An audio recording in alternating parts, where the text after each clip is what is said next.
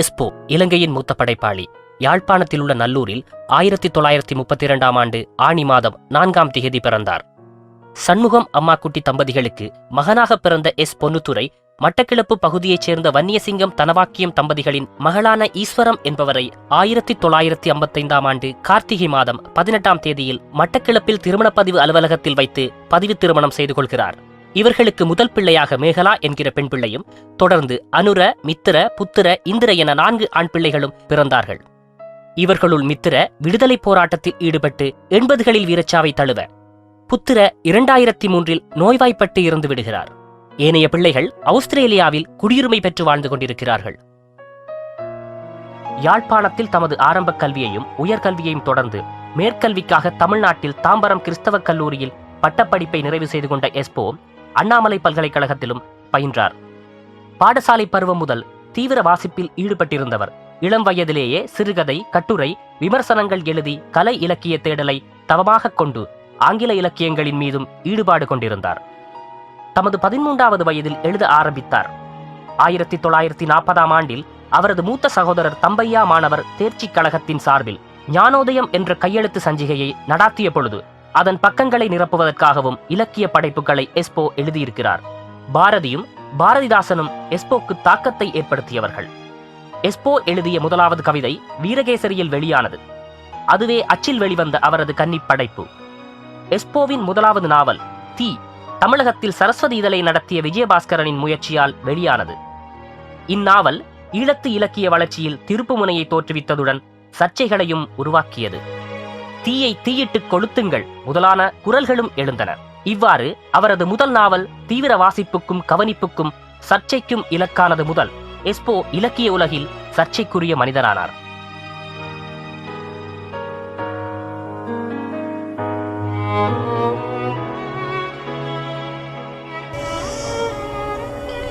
ஒன்று மட்டும் உறுதியாக சொல்லுகிறேன், ஒன்றுமே நான் என்னை தாழ்ந்தவனாக நினைத்து கொண்டதே கிடையாது.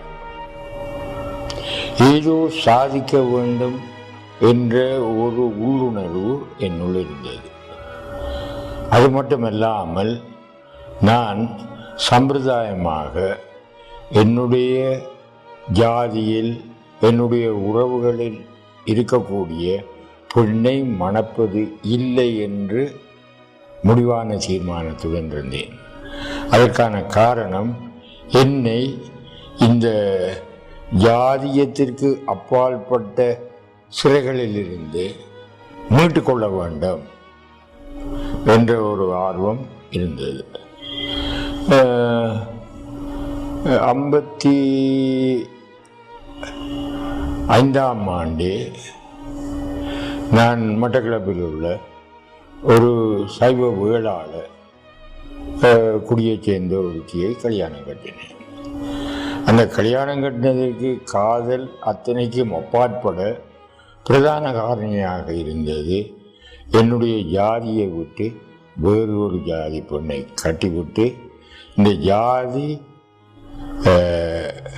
கல்லுகளையும் தடைகளையும் பாரங்களையும் என்னிலிருந்து அகற்றிவிட்டு நான் சுதந்திரமான ஒரு எழுத்தாளனாக என்னை ஆக்கிக் கொள்ள வேண்டும் என்று.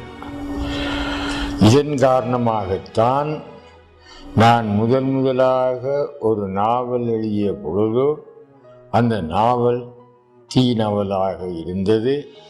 அந்த தீ நாவலை பற்றி அன்று தலையசிங்கன் தொடக்கம் எழுத்து சி.கு. செல்லப்பா வரை விமர்சித்தார்கள். அதை பற்றி பாராட்டுதல்களும் தூற்றுதல்களும் ஏக காலத்தில் கிடைத்தன. இன்றும் இந்த ஆண்டு ஒரு 2 நாளைக்கு முதல் காலச்சோடு தான் கிளாசிக் சென்று சொல்லி இந்த தமிழ் இலக்கியத்தை பாதித்த நாவல்கள் புனகதைகளை வெளியிட வேண்டும் என்று சொல்லி அதில் என்னுடைய தீயை அவர்கள் தேர்ந்தெடுக்கிறார். அந்த தீயினுடைய மிகச் சிறந்த ஒன்று என்னவென்றால், எப்படி நான் என்னுடைய சமூக சிறை சங்கிலிகளை உடைத்திருந்தேனோ அதே போன்று இலங்கையில் இருந்த அந்த இலக்கியத்தின் சாகாவரமாக இருந்த அந்த பிரச்சனைகளை மூடி மறைத்து சொல்லக்கூடிய தன்மையை விட்டு வெளிப்படையாக மனிதனுடைய பால் உறவுகள் என்பது அதனால் ஏற்படக்கூடிய எதிர்வினை வினை என்பனவும் இயல்பு சார்ந்ததை ஒழிய செயற்கையானது அல்ல, அது ஒடுக்கப்படக்கூடியது அல்ல, அது அறிக்கை செய்யப்படக்கூடிய ஒன்று. அதனுடைய உண்மைகளை அறிய வேண்டும். சமூக நீதியில் சமத்துவம் நான் பிறந்த ஜாதிக்கு கிடைக்க அது ஒரு சூழ்நிலையில் எங்கள் சமூகத்து இளைஞர்கள், குறிப்பாக மாணவர்கள் ஆங்கிலம் மூலம் கல்வி படிக்க வேண்டும், அதற்கான தேர்ச்சிகள் கொடுக்கப்பட வேண்டும், சமூக உணர்வுகள் உள்ளவர்களாக வளர்க்கப்பட வேண்டும் என்ற ஒரு இயக்கத்தை யாழ்ப்பாணத்தில் உள்ள பலாலி ரோட்டில் உள்ள அவர்கள் பலரும் சேர்ந்து சன்மார்க்க வாலிபர் சங்கம் என்ற ஒரு சங்கத்தை உண்டாக்கினார்கள். ஒரு கையெழுத்து பிரதி, அந்த நான் நம்புகிறேன் இந்த கையெழுத்து பிரதி என்னுடைய உண்மையான பேர் வரலாற்று வாழ்தல் எழுதியிருக்கிறேன், அந்த வரலாறு எழுதியிருக்கிறேன். அண்ணா, என்னுடைய மூத்த அண்ணாவானவர் அதன் ஆசிரியராக இருந்தார். அவருக்கு நல்ல தமிழ் தெரியும்.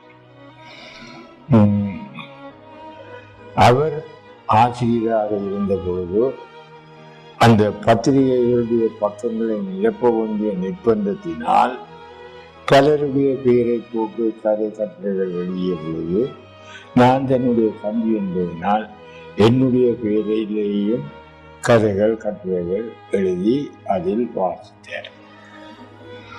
ஆனால் பேச்சு போட்டிகளிலே நான் சிறந்து விளங்கிய காரணத்தினாலும் அதன் பிறகு நான் தென்னிந்தியாவில் இருந்து கிடைத்த அனைத்து பத்திரிகைகளும் வாசிக்கக்கூடியவனாக வளர்ந்தபடியாலும் நானே கதைகள் எழுத வேண்டும், நானே கட்டுரைகள் எழுத வேண்டும் என்று என்னுடைய அண்ணாவுடன் வாதாடி நானே கட்டுரைகள் எழுத தொடங்கினேன், கதைகள் எழுத தொடங்கினேன். இந்த கதைகள் கட்டுரைகள் அனைத்தும் 1947 ஆண்டு நான் பத்திரிகையாளர் கல்லூரியில் SSC இறுதி ஆண்டு படித்துக் கொண்டிருந்த பொழுதோ வீரகேசரியில் வாரந்தோறும் வந்து கொண்டிருந்தன. என்னுடைய புனைப்பெயராக இருந்தது நான். அப்போ அண்ணன் நான், அக்கா நான், இப்படியாக பல புனைப்பெயர்களிலேயும் நான் எழுதினேன். ஆனால் நான் அனுப்பின கதைகள், கட்டுரைகள், நாடகங்கள் அனைத்துமே வாசகர்களுடைய மதிப்பை பெற்றது. எஸ்போ அவர்கள் எனக்கு அறிமுகமான காலத்தில் அல்லது அவரை நான் தெரிந்து கொண்ட காலத்தில் என்னுடைய உடம்பு வாலிபனாக முயற்சி செய்து கொண்டிருந்த காலம். மனசு எப்பொழுதோ வாலிபனானதுக்கு பின்பே உடல் அடித்து பிடித்து கிட்ட வந்து சேர்ந்தது. அந்த காலகட்டத்தில் ஒரு ஆதர்ஷ படைப்பாளியாக இருந்தவர் எஸ்போ. நாங்கள் அண்ணாந்து பார்த்த ஒரு படைப்பாளி, நாங்கள் மகிழ்ந்த ஒரு படைப்பாளி. எங்களுக்கெல்லாம் அன்று இருந்த இளைஞர்கள் தமிழ் மீது ஒரு வரி கண்ட ஒரு பட்டாளமே இருந்தது எங்கள் ஊரில். அது ஒருத்தர் இருக்கிறார், என்னுடைய அடுத்த வீட்டுக்காரர், எனக்கு திருமணம் செய்து வைக்கிறார். எங்களுக்கெல்லாம் ஒரு முன்னோடியாக ஒரு அற்புதமான படைப்பாளிகள் இருந்தார்கள். அது முதன்மையானவர் எஸ்போ. முதன்மையானவர் ஆக இருந்ததற்கு காரணம் அவருடைய எழுத்து மட்டுமல்ல, அவருடைய வாழ்க்கை முறை.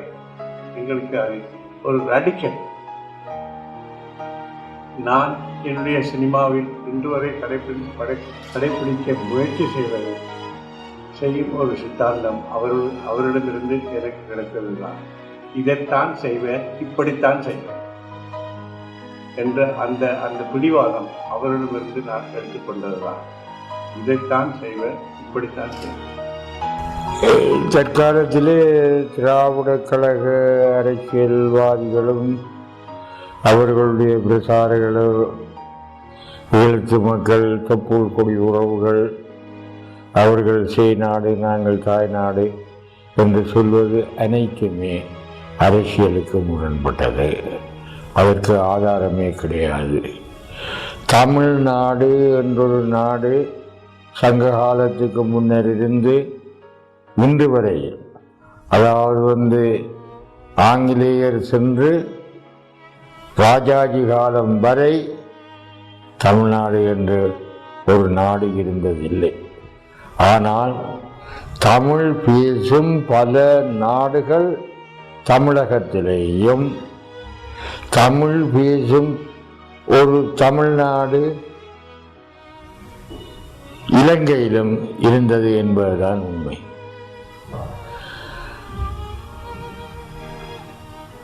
சங்க காலத்துக்கு முன்பிருந்தே, மாவம்ச காலம் துவக்கப்பட்ட காலத்தில் இருந்தே நாகர்கள் தனி அரசாட்சி செலுத்திய வரலாறு எழுதப்பட்டிருக்கிறது. இந்த நாகர்கள் தமிழர்கள் தான் என்று ஆய்வாளர்கள் சொல்லுகிறார்கள். இந்த திராவிட ஆரிய மாயை பற்றி பேசிக்கொண்டு ஒரு திராவிட மாயையை ஏற்படுத்தி இருக்கிறார்கள். திராவிட என்ற ஒரு இனம் இல்லை. அது இந்த மொழியியல் வெள்ளாளர்கள் ஒரு காலகட்டத்தில் மொழிகளை வகுத்து ஆய்வு செய்வதற்கு உதவியாக திராவிடம் என்ற சொல்லை பயன்படுத்தினார்கள். திராவிடம் என்பது கூட தமிழ் என்பது தமிழ் தமிழ் தமிழ் திராவிட என்று திராவிடம் என்று மருகி வந்தது. தமிழ்தான் மூலச்சொல். இவற்றையெல்லாம் அறியாமல் குழம்பிக் கொண்டிருக்கிறார்கள். என்னை பொறுத்த மட்டிலே எப்படி சங்க காலத்து ஔவையார் எனக்கு உறவோ, அதே போன்று நேற்று தமிழை புதுப்பித்த மீசக்கவிஞன் பாரதியும் எனக்கு உறவு. தமிழ் புனகர துறையை முன்னெடுத்த புதுமைப்பித்தனும் எனக்கு உறவு. அவர்கள் சக படைப்பாளிகள், சக மொழி பேசியவர்கள். இதற்கு அப்பாற்பட தொப்புள் உறவுகள் என்ற அந்த உரையாடலுக்கு இடமில்லை. ஆனால் இது முதலில் இலங்கையின் அரசியல் வானிலை மிக தெளிவாக உணர்ந்து கொண்ட ஒரே ஒருவன் பிரபாகரன் மட்டும்தான். பிரபாகரன் இந்தியாவின் உதவிகளுடன் மட்டுமல்ல, அனுசரணையுடனும் எந்த காலமும் இலங்கையினுடைய தமிழர்களுடைய சுயாதீன உரிமைகளை வென்றெடுக்க முடியாது என்று தன்னுடைய படையையும் தன்னுடைய போர் தந்திரங்கள் முழுவதையும் இலங்கை மண்ணிலேயே கொண்டு சென்றார். அவர் அது செய்தார். இரண்டாவதாக முதல் தமிழருடைய அதிகார பகிர்வு அல்ல, தமிழர்களுடைய சுதந்திர உரிமைகள் என்று உரிமை பற்றி பேசினவனும் முதல் பிரபாகரன் தான். அடுத்ததாக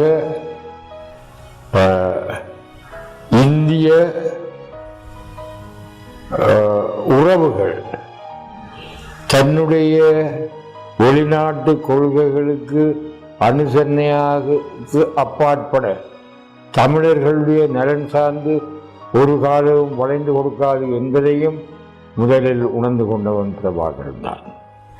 அது மட்டுமன்றி சைவவியலாளர்கள் தான் தமிழ் இனத்தினுடைய உரிமை கோரிகள் என்பதை மாற்றி எந்த மதத்தைச் சேர்ந்தவனும் தமிழ்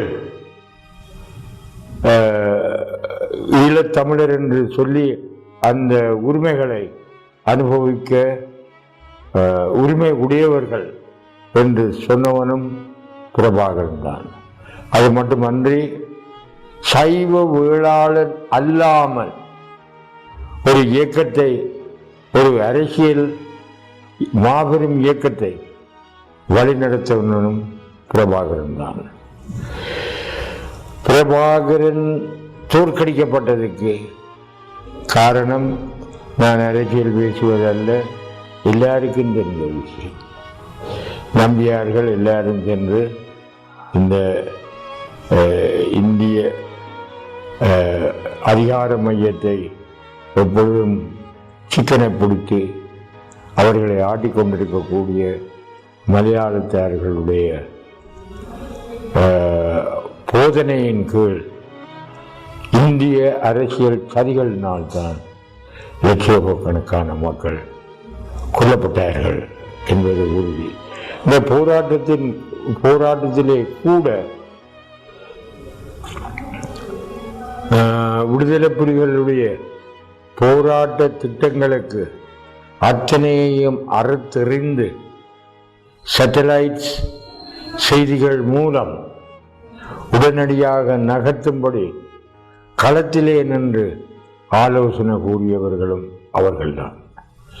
மே மாதம் அல்ல, அவங்கள் பொறுத்திருந்து செப்டம்பர் வரை பொறுத்திருந்தால் இலங்கை படை முழுவதுமே முள்ளிவாய்க்காலில் மரணத்தை சம்பவித்திருக்கும், மரணத்தை எதிர்கொண்டிருக்கும். இன்றும் நாங்கள் அனைத்தையும் இழந்ததாக நான் கருதவில்லை. மிதவாத அரசியல் பேசி இன்று தமிழர்களுடைய உரிமைகளை பாதுகாப்போம் என்று சொன்ன சம்பந்தர், விக்னேஸ்வரன் போன்றவர்களுக்கு என்ன செய்து கொண்டிருக்கிறார்கள்? அவர்கள் வணங்கி சாஷ்டாங்கமாக கும்பிட்டு தமிழ் ஈழம் பெறுவது சாத்தியமில்லை என்று மக்களுடைய தைரியத்தை அளிக்கிறார்.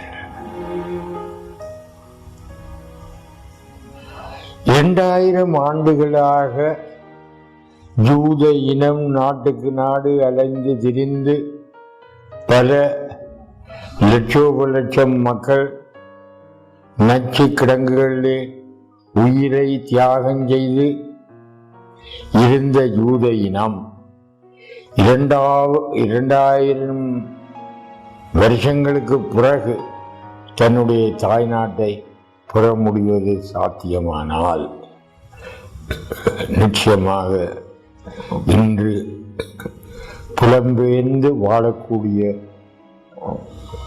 அதாவது இந்த ஆங்கிலத்தில் தமிழ் டயஸ்போரா என்று சொல்லக்கூடியவர்களுடைய சந்ததியார் தமிழர்களுடைய அடையாளங்களை நாட்ட வேண்டும் என்ற ஊருடன் எவ்வாறாயினும் வருவார்கள்.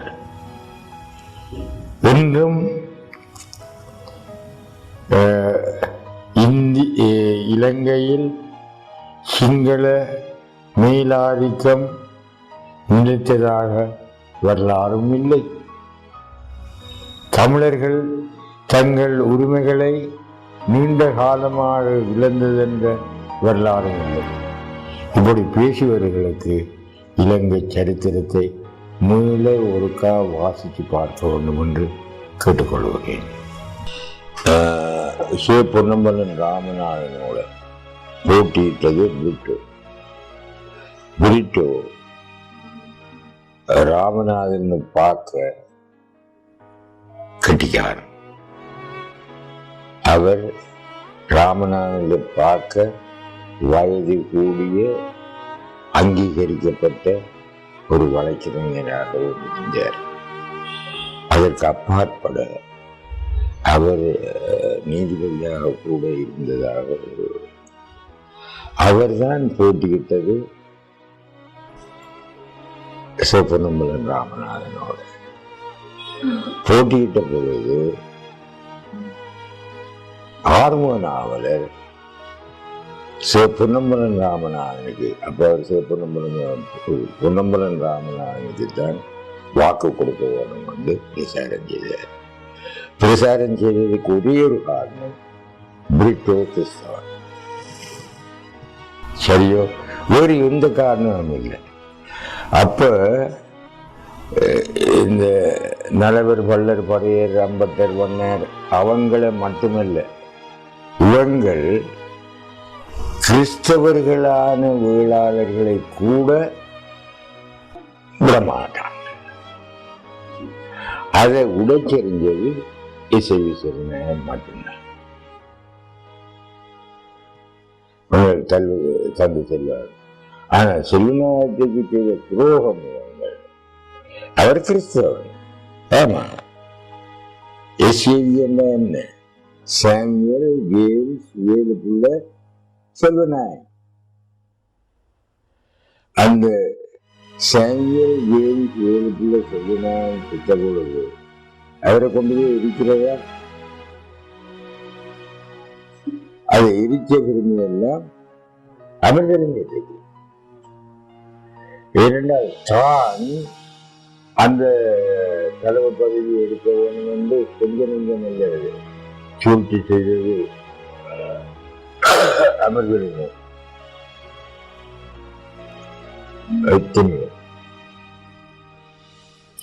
உதாரணமாக காங்கிரஸ் சித்தா யாரு சின்ன சித்தா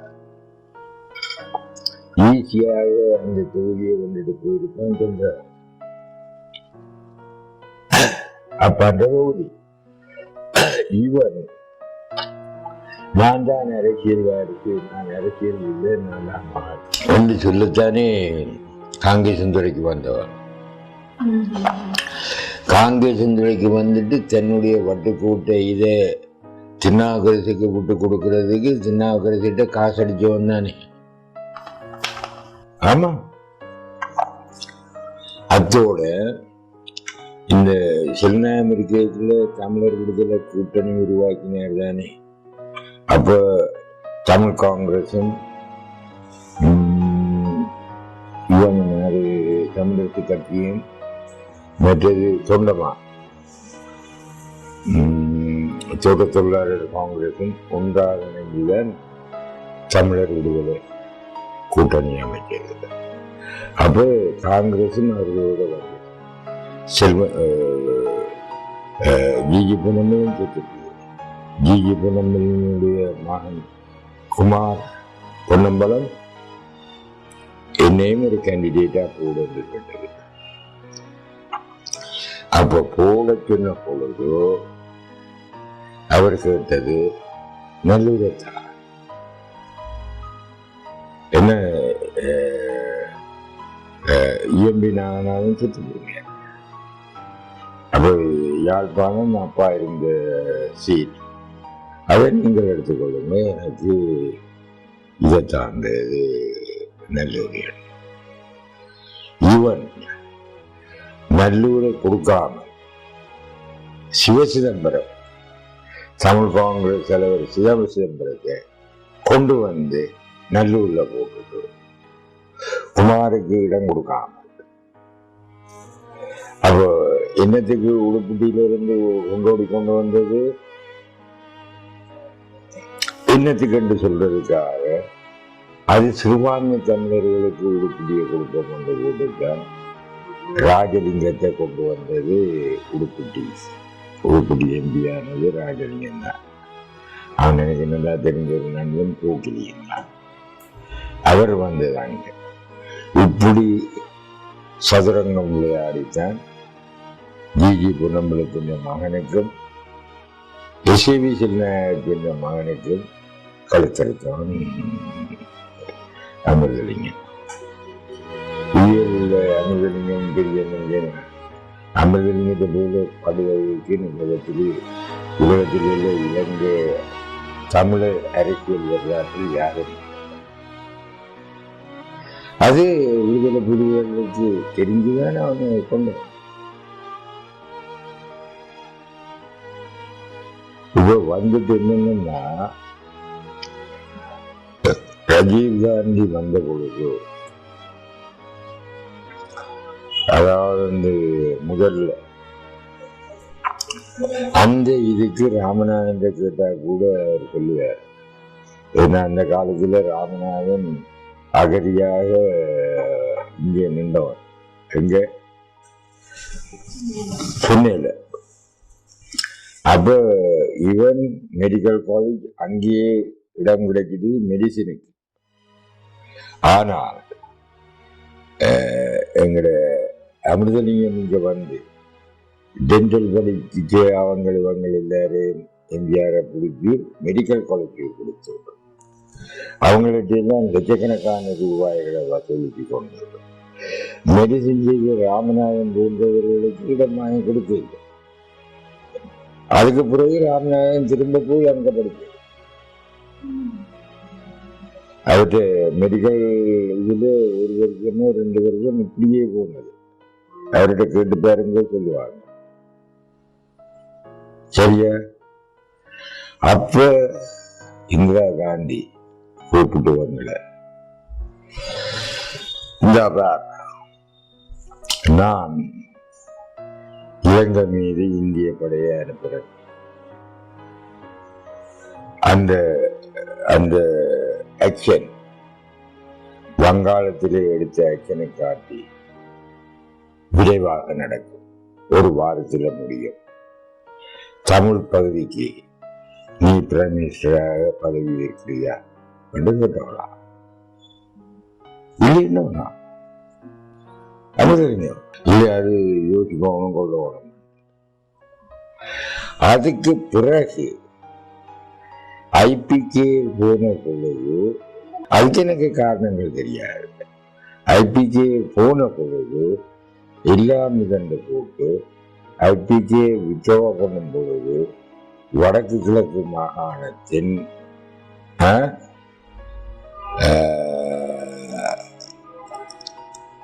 பிரதமராக அமிர்தலிங்கத்தை வச்சு அமிர்தலிங்கம் அதன் பின்னர் இந்திய அரசாங்கத்துடன் விசுவாசமாக இருந்து இந்திய அரசாங்கத்துக்கு விசுவாசமாக இருந்து ஏனைய உரிமைகளை பெறுவோம் என்று ராஜீவ்காந்தி சொன்னதை ஏற்று அந்த நெகோசியேஷன் நடந்து கொண்டிருந்த பொழுதுதான் அமிர்தலிங்கம் கொல்லப்பட்டது. அது தெரியுமோ? அது தெரியுமோ? அதே அவர் விரும்பி நான் அதுக்கு தயாராக இது வந்துட்டு கம்ப்ளீட்டா 2 நாடாக்கி தரணும். ஏக் பண்ணி பயந்தேன்னு சொல்றாங்க. ஏக் பண்ணி பயந்தேன் பின்வாங்கினது. இந்த இது 3 டைகர்ஸ் பிளாட் UPRL செலோ 4 இந்த 4 விட்டுட்டு தான் அவள் 5ஆவதாக இவருக்கு. உங்களுக்கு புரியுத? என்ன வந்து போராட்ட குழுக்கள் இவைகளை பையன்கள் இவங்களை வச்சு சமாளிக்க இயலாது. அதுக்கு ஒரு அரசியல் காத்திரம் ஒரு வயசும் தேவை என்னதான் இவரை கேட்டோம்.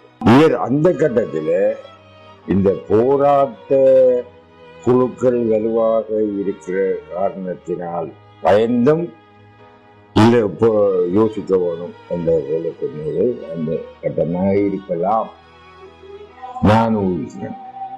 ஆனால் இலங்கைக்கு போன பிறகு இந்த போராட்ட குழுக்கள் வலு குறைந்து ஆக புலிகள் மட்டும்தான் களத்தில் நின்ற அந்த சந்தர்ப்பத்திலே இந்திய படையினுடைய பாதுகாப்புடன் அப்படி வந்து செய்யலாம் என்பதற்கு நடந்தது. அது ஒரு 3-4 நாள் அங்கதான் நடந்து கொண்டிருந்தது. எங்க கொழும்புல ஐ திங்க் அந்த கொழும்புல அதை நடத்துவதற்கு காரணமாக இருந்ததும் டிக்சிட் அவன் போயிட்டு அண்ணன் குடிக்கிட்டு போடுவாங்க. சரியா? கவிமணி தேசிகவிநாயகம் பிள்ளைக்கு எப்படி பாரதி இருந்தாரோ அந்த மாதிரி தான் பழமொழிக்கு எஸ்போ அவர்கள் இருக்கிறார்.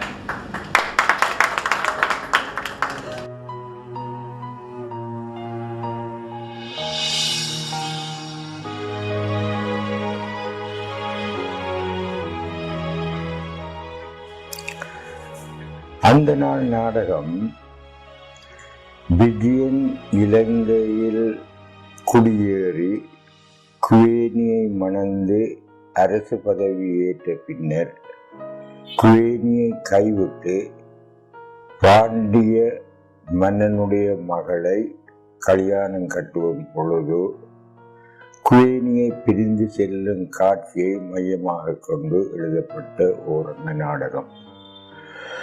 அந்த நாடகம் முடிந்த பொழுது கூட அவையில் இருந்த மட்டக்களப்பு பிரமுகர்கள் அசையாது அப்படியே அமர்ந்திருந்தார்கள். காரணம், நாடகம் முடியவில்லையே என்ற ஏக்கத்துடன். மட்டக்களப்பு கல்லூரிகளுடைய வரலாற்றிலே அந்த நாடகம் ஒரு திருப்பு முனையை அமைத்ததென்று பெருமையாக சொல்லலாம். அதிலிருந்து மட்டக்களப்பு மக்களிடையே ஓரளவுக்கு கலை இலக்கியங்களை வளர்ப்பதற்கு நான் முன்னணியில் இருக்கின்றேன் என்பதை உணர்ந்து கொண்டார்கள். ஆண்டுதோறும் பரிசளிப்பு விழாவிலே நாடகங்களை எழுதி மாணவர்களை கொண்டு மேடையேற்றி நடத்துவதை நான் அக்கல்லூரியிலிருந்து விலகும் வரையிலே ஒரு சடங்காகவே கையாண்டு நிறைவேற்றி வந்தேன். அந்த பிரதிகள் பொழுது என்னிடம் கைவசம் இல்லை. ஆனால் ஒரே ஒரு நாடகம் முள்ளோ மலரோ என்ற முள் என்ற நாடகம் இப்பொழுது பிரதியாக வந்துள்ளது. இதற்கிடையில் ஒரு முக்கியமான விஷயத்தை சொல்ல வேண்டும். 1956ஆம் ஆண்டிலே ராஜதுரை மட்டக்களப்பு பிரதிநிதியாக தேர்ந்தெடுக்கப்பட்ட பிறகு தமிழரசு கட்சியினுடைய செல்வாக்கு மாணவர்கள் மத்தியிலே பரவலாக இருந்த பொழுதோ மாணவர்கள் தமிழ் உணர்வாளராக எழுச்சி பெற்ற காலத்திலே தமிழ்நாட்டில் திராவிட கழகங்கள் செய்யக்கூடிய அதே பிரசார பாணிகளை அடியுற்றி ராஜதுரை தன்னுடைய அரசியல் செல்வாக்கினை சிறப்படுத்தி கொண்டார். இதற்காகவே அவர் தானே எழுதி, தானே நடித்து, தானே நெறிப்படுத்தி சங்கிலியன் என்ற நாடகத்தை மட்டக்களப்பு மாநகர சபையிலே அரங்கேற்றினார். அந்த நாடகத்தை நான் சென்று பார்த்தேன். வரலாற்று நாடகத்தின் பிழைகள், அதாவது டச்சுக்காரர்கள் வந்து மேடையிலே 1945ஆம் ஆண்டு உற்பத்தியான திரியோ சிகரெட் பற்றி கொண்டு தெரிந்ததையும், சங்கிலியன் தான் வீரபாண்டிய கட்டபொம்மனுடைய வாரிசு என்று வசனம் பேசியது சரித்திரத்திற்கு ஒரு முகம்பட்டது என்று சொல்லி அக்காலத்தில் கம்யூனிஸ்ட் கட்சியினுடைய மேடைகளிலே ராஜதுரையினுடைய சரித்திர அறியாமையை பேசிக்கொண்டு வந்தேன். இது ராஜதுரைக்கு பொறுக்கவில்லை, ராஜதுரை ஆதரவாளருக்கும் பொருந்தவில்லை. அவர் பொன்னுத்துறை என்னுடைய நாடகங்கள் சங்கிலியன் நாடகத்தை விமர்சிக்கிறார். இப்படி ஒரு நாடகத்தை அவர் மேடையேற்றி காட்ட அவரால் முடியுமா என்று மேடசுவரும் சவால் விட்ட வண்ணம் இருந்தார். கல்லூரி புதிய கட்டடங்களுக்கான நிதி திரட்டுவதற்கான நாடகம் என்று சொல்லும் பொழுது மக்களுடைய ஆதரவு அதிகமாக இருக்கும் என்று தீர்மானிக்கப்பட்டது. என்னால் ஒரு முழுநேர நாடகத்தை எழுதி அரங்கேற்ற முடியுமா என்று கேட்டார்கள். அத்துடன் அதிபர் இதை தயாரித்து மேடையேற்றுவதற்கான அவகாசம் பெறுவதற்காக சாதாரணமான உங்கள் வகுப்பு நேரங்களில் இருந்து உங்களை விடுவிக்கவும் நாங்கள் ஆயத்தமாக இருக்கிறோம் என்று சொன்னார். இந்த சந்தர்ப்பத்தை நான் பயன்படுத்தி ராஜதுரைக்கான சவாலை ஏற்கும் முகமாகவும் முதல் முழக்கம் என்ற நாடகத்தை எழுதி மாணவர்களை கொண்டு அதை மேடையேற்றினேன். தமிழ் உணர்வு பற்றிய சிந்தனைகளும் அந்த உணர்ச்சிகளும் மேலோங்கி இருந்தபடியால் எல்லாரும் வைமுனு காலத்திலே தமிழர்களுக்கும் சிங்களர்களுக்கும் இடையே எழுந்த முதலாவது இன எழுச்சி போரினை மையமாக கொண்டு எழுதப்பட்டது இந்த நாடகம். இந்த நாடகத்திலே எல்லாரும் என்ற பாத்திரத்திற்கு நடிப்பதற்காக நான் அப்பொழுது எங்கள் கல்லூரியின் மாணவனாக இருந்த காசி ஆனந்தனை தேர்ந்தெடுத்தேன். இந்த நாடகம் 2 நாட்கள் தொடர்ந்து மட்டக்களப்பு மாநகர சபை மண்டபத்திலே அரங்கேற்றப்பட்டது. ராஜதுரையினுடைய ஆதரவாளர்கள் என் மீது கொண்ட வெறுப்பினாலும் காழ்ப்புணர்வுகளினாலும் இந்த நாடகத்துக்கு எதிராக கல்லறிந்து குழப்ப வேண்டும் என்ற திட்டத்துடன் வந்திருந்தார்கள். இவ்வகையாக அவர்கள் வருகிறார்கள் என்று எனக்கு முன்கூட்டியே செய்து கிடைத்த போதிலும் என்னால் ஒன்றும் செய்ய முடியாமல் நாடகத்தை நடத்தினேன். ஆனால் நாடகம் சென்று கொண்டிருந்த பொழுது தமிழர்களுடைய வாழ்வுரிமை பற்றி எல்லாரும் பேசிய வசனங்களும் சிங்களருக்கு எதிராக தமிழ் இனத்திற்கு இங்கு வாழக்கூடிய உரிமைகள் பற்றிய அந்த நாடகம் தெளிவாக எடுத்துரைத்ததினாலும் யார் யார் கூட்டத்தை கிளப்ப வேண்டும் என்ற ஆவேசத்துடன் வந்தார்களோ அவர்களே அந்த நாடகம் சிறந்தது என்று பாராட்டக்கூடிய நிலைமை ஏற்பட்டது. அடுத்த நாள் நாடகம் மிகுந்த வெற்றியை பெற்றது. இந்த வெற்றியினால் மகிழ்ந்த அதிபர் இந்த நாடகத்தை மீண்டும் ஒரு முறை மேடையேற்ற வேண்டும் என்று கல்முனையுடன் மேடையேற்றினார். இந்த 3 தடவை இந்த நாடகம் மேடையேற்றப்பட்டதினால் கிடைத்த நிகர லாபம் 11,000 12,000 ரூபாய். அந்த காலத்தில் 12,000 ரூபாய் என்றால் இந்த காலத்தில் பல லட்சம் ரூபாய்களுக்கு சமனானது. எல்லாரும் கேட்பார், யார் சொன்னான் எல்லாளனுடைய தலையை நரைத்து விட்டது என்று. தமிழனுக்கு மயிர் நரைத்தாலும் வீரன் நரைப்பதில்லை.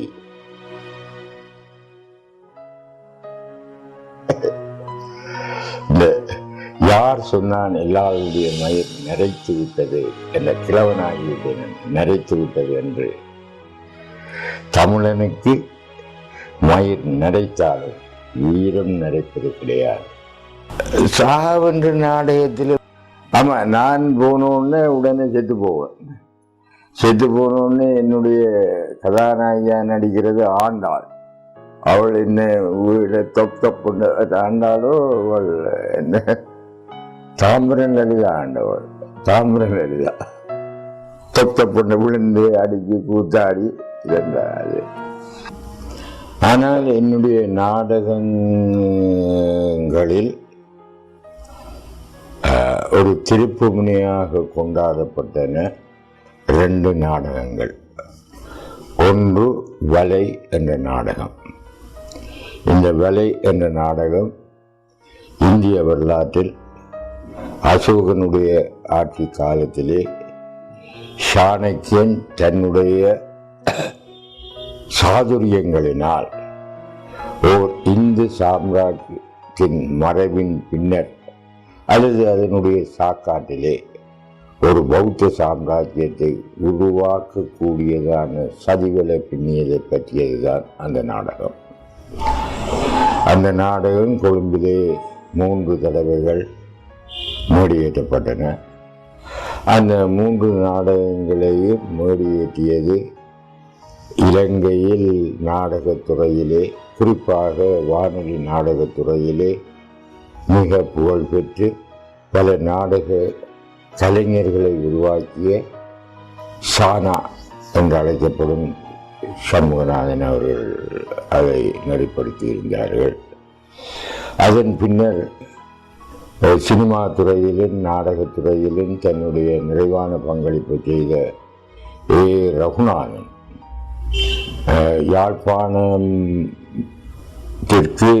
யாழ்ப்பாணத்திலே ஒரு 6-7 இடங்களிலே அந்த நாடகத்தை தன் குழுவினருடன் மேடியேற்றி மக்கள் மயப்படுத்தினார்.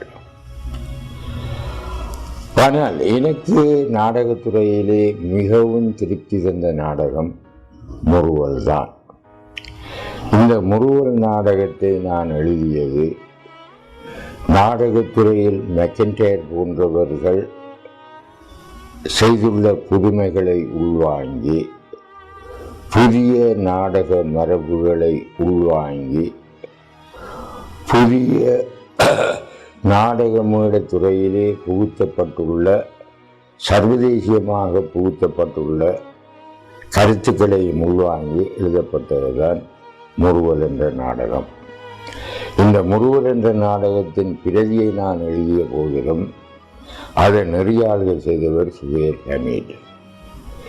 என்னுடைய நாடக துறையிலே என்னுடைய நோக்கங்களையும் பார்வைகளையும் விருத்தி செய்யக்கூடிய ஒரு அபூர்வ நண்பனாக எனக்கு சுஹேல் ஹமீட் வாய்த்தார். உண்மையில் இலங்கையின் நாடகத்துறையில், ஒரு தமிழ் நாடகத்துறையில் மகத்தான ஒரு மறுமலர்ச்சியை கொண்டு வந்த கலைஞன் சுஹேல் ஹமீட் தான். இன்று பலரும் அது தாசீசிய சென்று கொண்டாடப்படும் பொழுதிலும் உண்மை அதுவல்ல. அவருடைய சமகாலத்தினவராகிய சுஹேல் ஹமீட் தான் முதலாக கொழும்பு மையமாக கொண்டு கொழும்பு நாடக கலைஞர்களை பழக்கி மலைநாட்டு தமிழர்களையும் உள்ளடக்கியதாக இளங்கமயப்படுத்திய பெருமை சுஹேல் ஹமீட் என்ற அந்த அற்புத நாடக கலைஞனுக்கு உற்சாகம். அவர்களுக்கு மட்டும் அவருடைய அன்பையும் அவருடைய நாடக ஞானத்தையும் பங்கிட்டது என்னுடைய வாழ்க்கையின் ஒரு மிக இனிய மறக்க முடியாத பகுதியாக இன்றளவும் நான் கருதுகிறேன். நான் பெரிய சிறுகதை எழுத்தாளன் அல்ல, ஓரிரு கதைகள் எழுதியிருக்கிறேன். ஆனால் அந்த இலக்கியத்தின்பால் ஈடுபாடு ஏற்பட, தமிழ் இலக்கியத்தில் ஒரு மிகச்சிறந்த இலக்கியமான சிறுகதை புதினம், இதில் ஈடுபாடு ஏற்பட எஸ்போ அவர்கள்தான் எனக்கு ஆசானாக அமைந்தார் என்பதை நான் சொல்லாமல் இருக்க முடியாது. கூட்டங்களில் நாங்கள் கடுமையாக அவரை தாக்கி பேசுவோம்.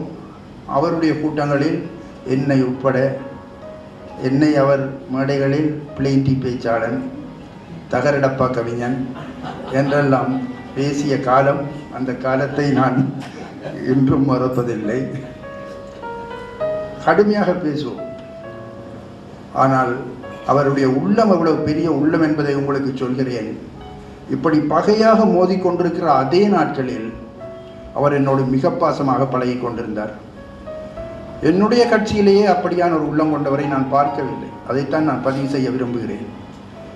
அவர் நினைத்தால் என் மீது முழு வெறுப்போடு இருக்க வேண்டிய அந்த காலம், என்னை ஒதுக்கிய வைக்க வேண்டிய அந்த காலம், அவருடைய நாடகத்தில் ஒரு கதாநாயகனிடத்தில் என்னை நடிக்க சொல்லி அந்த நாடகத்தை சிறப்பான நாடகமாக முதல் முழக்க நாடகத்தை அரங்கேற்றினார். முதல் முழக்க நாடகம் மட்டக்களப்பை கலக்கிய நாடகம், குலுக்கிய நாடகம். அந்த நாடகத்தை மிகச்சிறப்பாக அவர் அரங்கேற்றினார். இன்னொன்றை நான் சொல்ல வேண்டும். இந்த முற்போக்குவாதிகள் என்று ஈழத்தில் குழு கட்டி இயங்கியவர்கள் இருக்கிறார்களே, அவர்கள் மிகப்பெரிய கொடுமையை அந்த காலத்தில் செய்தார்கள். அவர்கள் செய்த கொடுமைகளில் ஒன்றை சொல்லுகிறேன். தமிழகத்தையும் ஈழத்தையும் பிரிக்கிற வேலையையும் அவர்கள் செய்தார்கள். முற்போக்கு எழுத்தாளர் சங்கம் ஒரு கட்டத்தில் வெளிப்படையாக கருத்து பரப்பு ஈடுபட்டது. என்ன கருத்து பரப்பு? தமிழகத்திலிருந்து வெளிவருகிற எந்த செய்தி இதழ்களும் ஈழத்துக்கு வரக்கூடாது என்று சொன்னார்கள். தமிழகத்தில் படைக்கப்படுகிற எந்த இலக்கியமும் இந்த மண்ணுக்கு வரக்கூடாது என்று சொன்னார்கள். எங்களுக்கு எங்கள் மண்ணுடைய மண் வாசனை தேவை என்று சொன்னார்கள். அந்த நேரத்தில் அதை எதிர்த்து நற்போக்கு இலக்கியம் கண்ட எஸ்போ அவர்கள் அதை எதிர்த்து குரல் கொடுத்தார். தமிழகத்தையும் ஈழத்தையும் பிரிக்கின்ற அந்த நிலையை உடைத்து நொறுக்கி தமிழகத்தையும் ஈழத்தையும் எஸ்போ அவர்கள் இணைத்தார். இந்த இணைப்பு இது எஸ்போ அவர்கள் செய்த ஒரு பெரிய பணி.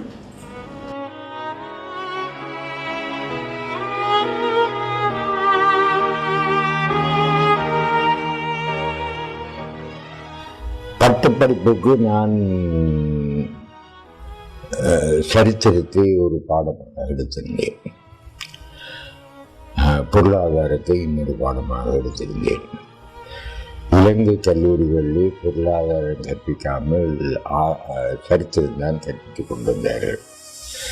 எனவே என்னை சரித்திர ஆசிரியர்களாகவே நியமித்தார்கள்.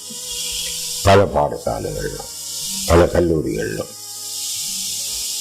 நான் இந்திய, பிரித்தானிய, கிரேக்க, ரோமானிய வரலாறுகள் கற்ற அளவுக்கு இலங்கை வரலாற்றை கற்றதில்லை. எனவே இலங்கை வரலாற்றையும் கற்க வேண்டிய ஒரு சூழ்நிலை ஏற்பட்ட பொழுது, ஒரு நிர்பந்தம் ஏற்பட்ட பொழுது, மகாவம்ச தொடக்கம் இன்று இலங்கை வாசகர்களுக்கு வாசிப்பு கிடைக்காமல் சிங்கள இன வெறியர்களினால் ஒழித்து வைக்கப்பட்ட அநேக அபூர்வமான ஆதார நூல்களை நான் கற்றுத் தெளிந்தேன். வகுப்பறையில் இருந்து ஆசிரியர்களுடைய வழிகாட்டலிலே நான் இலங்கை சரித்திரத்தை கற்காமல் அதனுடைய மூலங்களிலே இருந்து நானே முயன்று கற்றதினால் அந்த மகாவம்சம் என்ற நூலிலே அடிக்கடி சொல்லப்பட்ட தவறுகள் எல்லாவற்றையும் நான் இணைந்தேன். நான் முதல் குறிப்பிட்டது போல அந்த நாள் என்ற என்னுடைய முதலாவது நாடகம் கூட மகாவம்சத்தை அடிப்படையாக கொண்டு எழுதப்பட்டதுதான் வேணியினுடைய வரலாறு.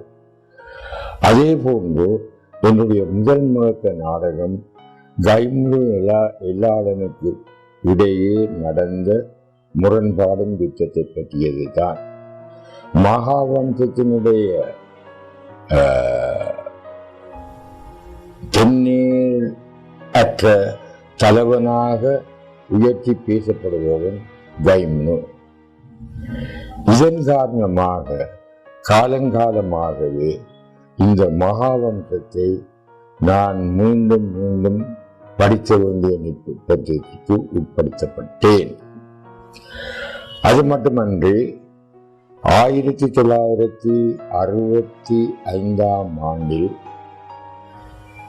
எண்ணம் பெற நிதியமைச்சரான காலத்தில் பழைய பாடநூல்கள், சரித்திர பாடநூல்கள் பிழையான தகவல்களை தருகின்றன. எனவே இன்றைய சூழ்நிலைக்கு ஏற்ப புதிய வரலாற்று நூல்கள் எழுதப்படுதல் வேண்டும் என்று ஒரு வரலாற்று நூல் எழுதும் குழு அமைக்கப்பட்டது. இந்த குழுவிலே 15 கற்றறிந்த வரலாற்று ஆசிரியர்கள் நியமிக்கப்பட்டார்கள். அவர்களுள் 9 பேர் சிங்களர், 6 பேர் தமிழர். அந்த தமிழர்களில் முதலாவதாக தேர்ந்தெடுக்கப்பட்டு அந்த குழுவிலே இணைக்கப்பட்டவன் நான். இந்த குழு தன்னுடைய பணிகளை தொடங்கிய பொழுது முதலாவது அத்தியாயத்தை எழுதும்படி நான் குழு தலைவரால் பணிக்கப்பட்டேன். அந்த நூலிலே நான் இந்திய நாட்டில் தோன்றிய இந்து பௌத்தம் என்கிற 2 மத கிளைகள் இலங்கையில் பரவியது என்ற வசனத்தை உபயோகிக்கின்றேன். 9 சிங்கள ஆசிரியர்களும் அது வரலாற்று பிழையான தகவல் என்று வாதாடினார்கள். பௌத்த மதத்தை தோற்றுவித்த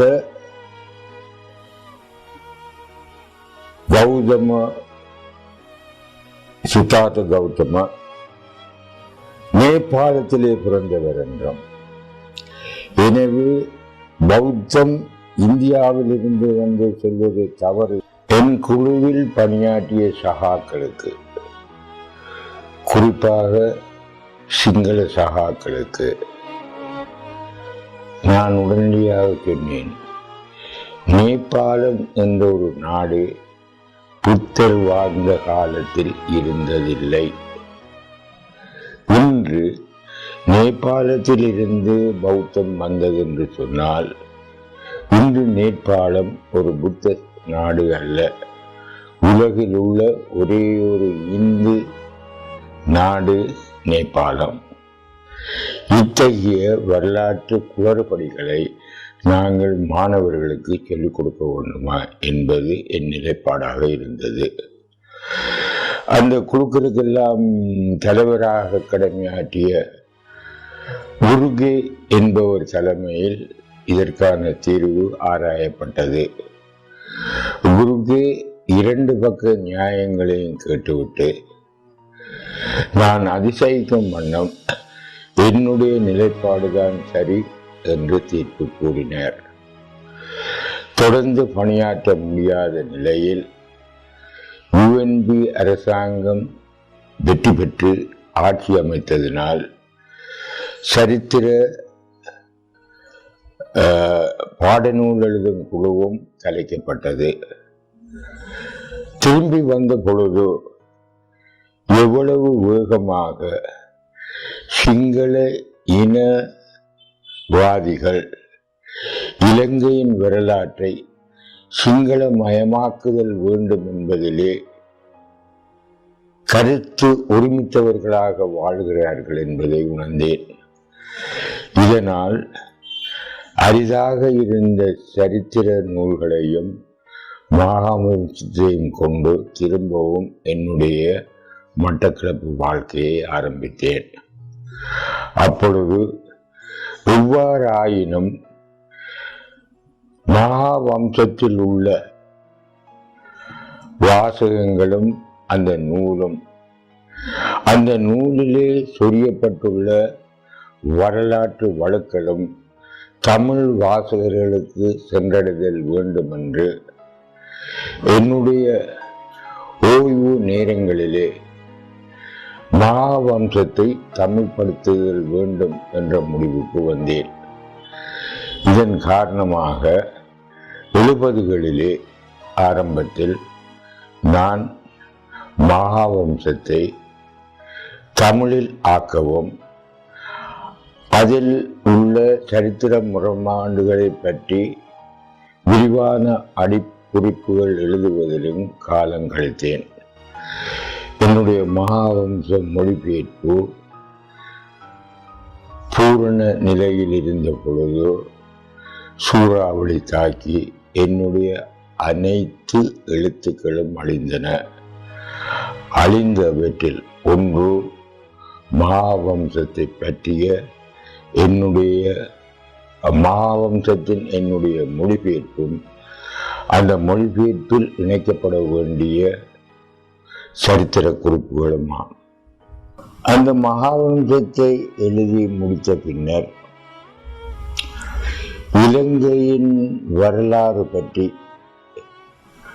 பண்டைய வரலாறு பற்றி அல்ல, அண்மை கால வரலாறு பற்றி, சுதந்திரத்திற்கு பின்னர் தமிழ் எதிர்ப்பு நிலை சிங்கள அரசியல்வாதிகளை எவ்வாறு ஆட்கொண்டதென்றும் அதனுடைய விபரீதங்கள் என்னவென்றும் ஒரு நாவல் எழுத வேண்டும் என்று ஒரு நினைவு எனக்கு வந்தது.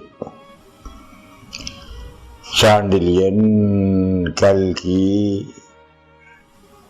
அருள்ராமநாதன், விக்ரமன் போன்ற பலரும் வரலாற்று நாவல்கள் எழுதிய போதிலும் அவை உண்மையான வரலாற்றுகளில் இருந்து சில அம்சங்களை அல்லது நிகழ்வுகளை மட்டும் எடுத்துக்கொண்டு கற்பனைமயமான ஒரு நூலாகத்தான் எழுதப்பட்டது. தமிழிலே அரசியல் சார்ந்து ஒரு நாவலாவது இதுவரை படைக்கப்படவில்லை என்பதையும் நான் உணர்ந்தேன். என்றும் எனது ஊழியத்திலே ஏதாவது ஒன்று புதிதாக தமிழுக்கு அறிமுகப்படுத்தல் வேண்டும் என்பது என்னுடைய அடிநாளிலிருந்து என்னுடைய இலக்கிய பயணத்தின் குறிக்கோளாக அமைந்தது. இதன் காரணமாகத்தான் என்னுடைய முதல் நாவலான தீ அவ்வளவு பரபரப்பான விமர்சனங்களுக்கு உட்படுத்தப்பட்டது. அது மட்டுமன்றி சமகால சமூக சூழ்நிலைகளை வைத்து வானாநாராசரிடம் குறிப்பிட்டது போல சடங்கு நாவலை வாசித்துவிட்டு அவர் விமர்சித்தார். எஸ்போ தன்னுடைய பேனாவை தூக்கி எறிந்துவிட்டு கம்ராவுடன் யாழ்ப்பாணத்துக்கு விஷயம் செய்து அந்த காட்சிகளை அச்சாவாக எங்கள் கண்முன் நிறுத்தக்கூடியதாக செய்துள்ளார் என்று எழுதக்கூடிய சடங்கு பல முதன்மைகளை சாதித்தது. இன்று வரை இலங்கையில் எழுதப்பட்ட நவீனங்களுள் அல்லது இலக்கிய படைப்புகளில் சடங்கு போன்று அதிகமான பிரதிகள் விற்பனையானது என்று சொல்லி வேறு எதையும் குறிப்பிட முடியாது. அதை நான் ஒரு இலக்கிய தராசிலை வைத்து நிறுத்தப்படும் அளவுகோல் என்று நினைக்காத போதிலும் அத்தகைய ஒரு முதன்மையை அது சாதித்தது என்று சொல்லத்தான் வருகிறேன். சமகால சமூகத்தை சொல்லுவது போல சமகால அரசியலையும் விமர்சனத்துக்கு உட்படுத்தப்படக்கூடிய ஒரு நாவல் முதல் முறையாக எழுத வேண்டும் என்று தீர்மானித்தேன். இடையில் ஒன்று தமிழில் வெளிவந்த முதலாவது கிரியேட்டிவ் எஸ்ஸேஸ் படைப்பு கட்டுரைகள் நனவுடைய சூழல்தான்.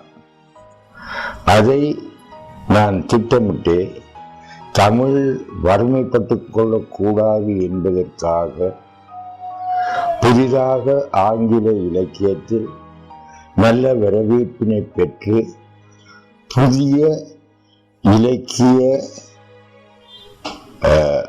பரிசோதனைகளுக்கும் புதிய இலக்கிய நிகழ்ச்சிகளுக்கும் உபகாரியாயுள்ள ஒரு வடிவம் தமிழுக்கு தேவை என்று எழுதினேன். அதற்கு முன்னர் உரையாசிரியர்களுடைய பணியும் அவர்களுடைய உரைநடையும் இன்றைய இலக்கிய வளர்ச்சிக்கு எவ்வளவு குந்தகமானது என்பதை நையாண்டியுடன் கலந்து விமர்சிக்கும் ஒரு நூலாக கேள்வி அடையாளம் என்ற நூலையும் எழுதியிருந்தேன். அது கூட தமிழ் இலக்கிய படைப்பு வரலாற்றில் முதன்மையானதாகும். எனவே தமிழில் அரசியல் நாவல் எழுத வேண்டும் என்ற அவாவுடன் ஒரு 2 ஆண்டு காலம் திட்டமிட்டு மாயினி என்ற அரசியல் நாவலை எழுதினேன். இந்த அரசியல் நாவலிலே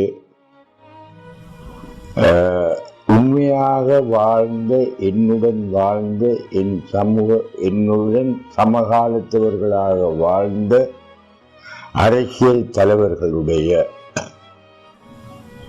செயல்முறைகளையும் விமர்சனத்துக்கு உட்படுத்தி எழுதியுள்ளேன். இந்த கட்டத்தில் ஒன்றை சொல்லுகிறேன். கல்விநாடு Silva, nm பெரரா, Peter Keuneman, SA. Wickremesinghe ஆகிய இடதுசாரி தலைவர்களுடைய பேச்சுக்களை மட்டுமன்றி யுஎன்பியை சேர்ந்த ரணில் விக்ரமசிங்க, காமினி திசநாயக்க, ஏன் ஜனாதிபதிகளாக இருந்த ஆர் பிரேமதாசா, ஏஆர் ஜெயவர்தனா போன்றவர்களுடைய மேட பேச்சுகளையும் தமிழ் படுத்திய அனுபவம் எனக்கு உண்டு. இதனால் அவர்களுடன் நேரடியான தொடர்பும் எனக்கு இருந்தது. எனவே இந்த அரசியல் சார்ந்த நாவலை எழுதுவதற்கு என்னுடைய தனிப்பட்ட முறையில் இருந்த அரசியல் தொடர்புகளும் அதன் மூலம் என் மனசில் ஏற்பட்ட வினைகளும் எதிர்வினைகளும் இணைந்துதான் மாயினியை நான் எழுதக்கூடியதற்கான ஒரு உந்து சக்தியாக அமைந்தது என்றும் சொல்லலாம். இன்று வரை சமகால இலக்கியத்தை, சமகால அரசியலை மாயினி போன்று எந்த ஒரு படைப்பும் அணுகியதில்லை.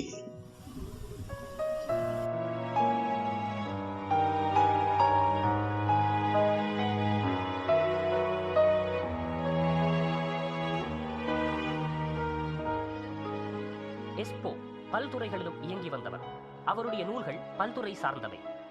தீ, சடங்கு, தேடல், வலைமுள், மத்தாப்பு சதுரங்கம், ஈடு, வி, நனைவிடை தோய்தல், கீதை நிழலில், உறவுகள், இனி போன்ற நாவல்களுடன் நெருங்காப்பியம் 10, தேடல், சில உண்மைகள், எஸ்போ ஒரு பன்முக பார்வை, எஸ்போ நட்போக்கு இலக்கியம், பனிக்குள் நெருப்பு, காந்தி தரிசனம், இஸ்லாமும் தமிழும், முறுவல், நீலவாணன், எஸ்போ நினைவுகள், தீதும் நன்றும், மணிமகுடம், பூ, எஸ்போ கதைகள், காந்திய கதைகள் என இன்னும் பல நூல்கள் எழுதியிருக்கிறார்.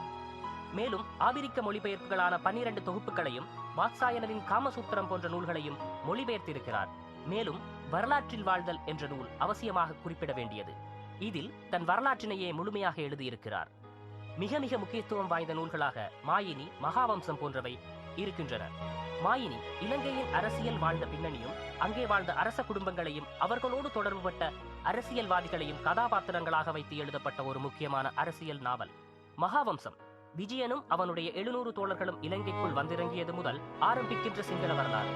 இவர்கள் வரும்போது முன்னர் வாழ்ந்து கொண்டிருந்தவர்கள் தமிழரே என கூறுகிறது. இந்நூலில் ஓரிடத்தில் இவ்வாறு கூறப்பட்டிருக்கிறது: தங்கள் தோள்களின் மீது பாக்கு நீர்ணைக்கு அப்பால் இருக்கும் தமிழர்கள் குந்தியிருப்பதாக அச்சப்பட்டனர். தமிழை போன்ற தொன்மையும் சால்பும் இல்லாத பண்டைய சிங்கள மொழி தமிழரின் மேலாதிக்கத்தினால் அழிந்துவிடும் என்ற அச்சமும் இருந்தது. இவர்களின் அச்சங்கள் உண்மையானவை என நிரூபணமான வரலாறுகளும் உண்டு. 1000 ஆண்டுகளுக்கு மேலாக கோநகராக திகழ்ந்த அனுராதபுரமை அழித்து சோழர் ஜனநாதபுரம் என்கின்ற புதிய தலைநகரை சைவாலயங்கள் செறிந்ததாக நிறுவினர். ஈழத்தை சோழப் பேரரசின் ஒரு மாகாணமாக்கினர். தமிழரின் அரசியல் மேலாதிக்கம் ஒரு தொடர்கதை. ஆங்கிலேயரை எதிர்த்து போரிட்ட கடைசி இலங்கை சுதேசிய மன்னனாக இருந்தவனும் தமிழனே. கண்டிய உடன்படிக்கையிலே சிங்களம் அறியாது தமிழிலே கையெழுத்து போட்ட சிங்கள பிரித்தானிகளும் இருந்தார். எஸ்போவுடைய இலக்கிய பணிகள் அளப்பரியது. இதற்கு முத்திரை பதித்த சான்றாக மித்திர வெளியீடு அமைந்திருக்கிறது. 90களில் ஆரம்பிக்கப்பட்ட இப்பதிப்பகம் பல நூறு ஈழப்படைப்பாளிகளினுடைய நூல்களை வெளிக்கொணர்ந்திருக்கிறது. இதற்கு அச்சாரமாக 2004ஆம் ஆண்டு 2 நாட்கள் சிறப்புமிக்க மாநாட்டினை நடத்தி அதற்கு ஈழத்தின் பல இலக்கியவாதிகளை அழைத்து சிறப்பித்தது மட்டுமின்றி தமிழ்நாட்டின் தலை சிறந்த படைப்பாளிகளும் பங்கேற்றிருந்தனர். அந்நிகழ்வில் பல எழுத்தாளர்களுடைய நூல்களும் வெளியிடப்பட்டிருந்தது.